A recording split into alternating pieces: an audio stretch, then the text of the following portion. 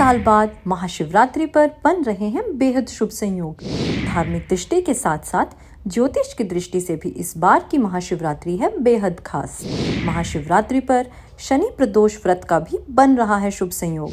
ग्रहों के शुभ संयोग से भोलेनाथ की अपार कृपा होगी हासिल। सभी दर्शकों को मेरा गुरमीत बेदी का नमस्कार। 18 फरवरी को महाशिवरात्रि के दिन इस बार 30 सालों के बाद ग्रह नक्षत्रों का बेहद शुभ संयोग बन रहा है, जो हर मनोकामना पूरी करने वाला है।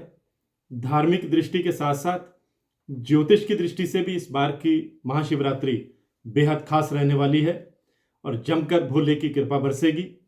महाशिवरात्रि पर इस बार 30 साल बाद ग्रह नक्षत्रों के कौन से संयोग बनने जा रहे हैं, ये जानने के लिए इस वीडियो को अंत तक जरूर देखिएगा।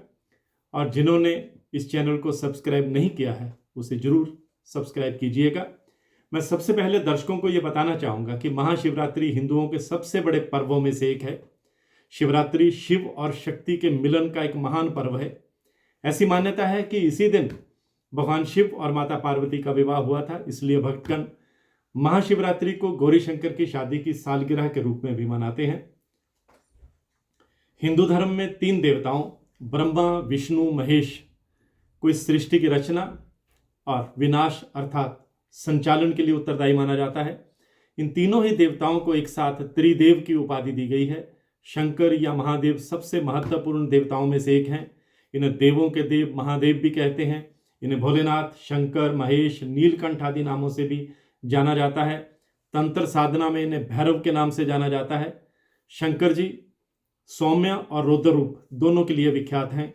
शिव का अर्थ यद्यपि कल्याणकारी माना गया है, लेकिन वे हमेशा लय और परलय दोनों को अपने अधीन किए हुए हैं।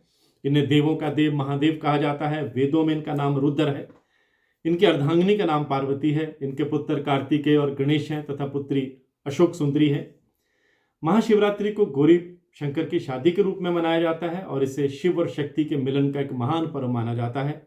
शास्त्रों के अनुसार माना जाता है कि शिवरात्रि के दिन से ही सृष्टि का प्रारंभ हुआ था। ऐसी भी मान्यता है कि महाशिवरात्रि के दिन ही भगवान शिव के 12 ज्योतिर्लिंग प्रकट हुए थे। यह है सोमनाथ ज्योतिर्लिंग, मल्लिकार्जुन ज्योतिर्लिंग, महाकालेश्वर ज्योतिर्लिंग, ओंकारेश्वर ज्योतिर्लिंग, केदारनाथ ज्योतिर्लिंग, भीमाशंकर ज्योतिर्लिंग, विश्वनाथ ज्योतिर्लिंग, त्र्यंबकेश्वर ज्योतिर्लिंग, वैद्यनाथ ज्योतिर्लिंग, नागेश्वर ज्योतिर्लिंग, रामेश्वरम ज्योतिर्लिंग और घृणेश्वर ज्योतिर्लिंग है। मैं दर्शकों को बताना चाहूँगा कि गरुड़ पुराण, स्कंद पुराण, पद्म पुराण और अग्नि पुराण आदि में भी शिवरात्रि का वर्णन मिलता है। कहते हैं कि शिवरात्रि के दिन जो व्यक्ति विल्व पत्तियों से भगवान शिव की पूजा करता है और रात के समय जाकर भगवान के मंत्रों का जाप करता है, उसे भगवान शिव आनंद और मोक्ष प्रदान करते हैं। ईशान संहिता में तो बताया गया है कि फागुन कृष्ण चतुर्दशी को महान शीतकाल में आदिदेव भगवान शिव करोड़ों सूर्यों के समान प्रभाव वाले लिंग रूप में प्रकट हुए थे। मैं अपने दर्शकों को बताना चाहूंगा कि महाशिवरात्रि पर 4 पहर की पूजा की जाती है।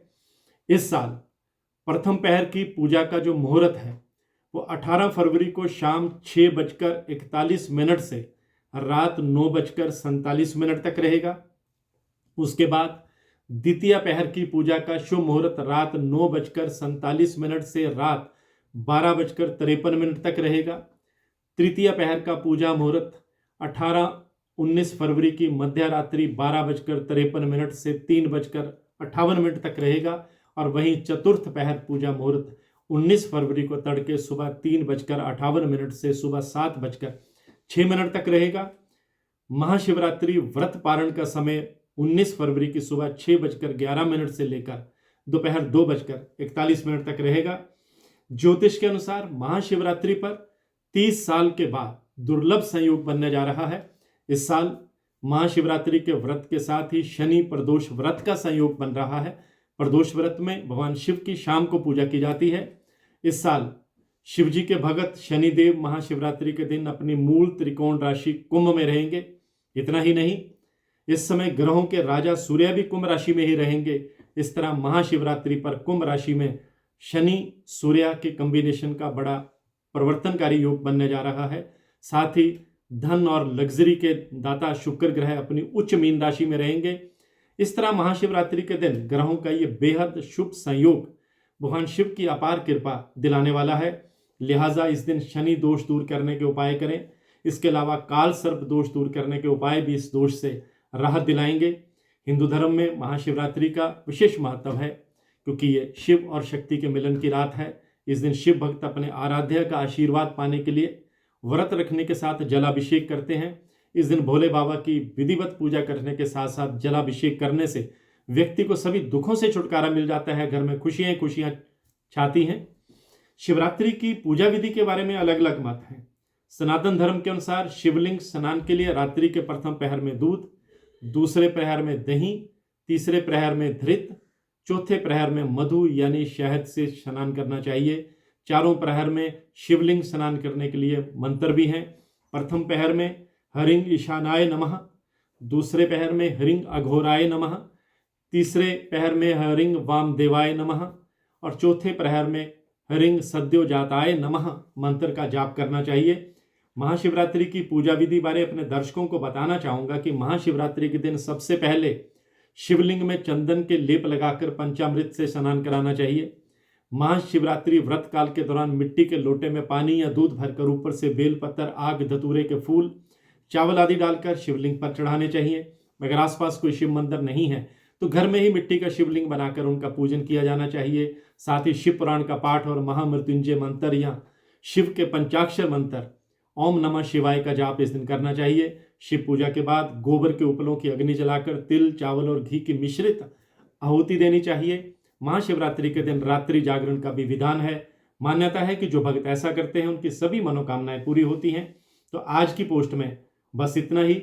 चलते चलते एक बार फिर से मैं आप सबको बता दूं कि 18 फरवरी को महाशिवरात्रि के दिन 30 साल बाद बेहद शुभ संयोग बनने जा रहे हैं। मैं गुरमीत बेदी।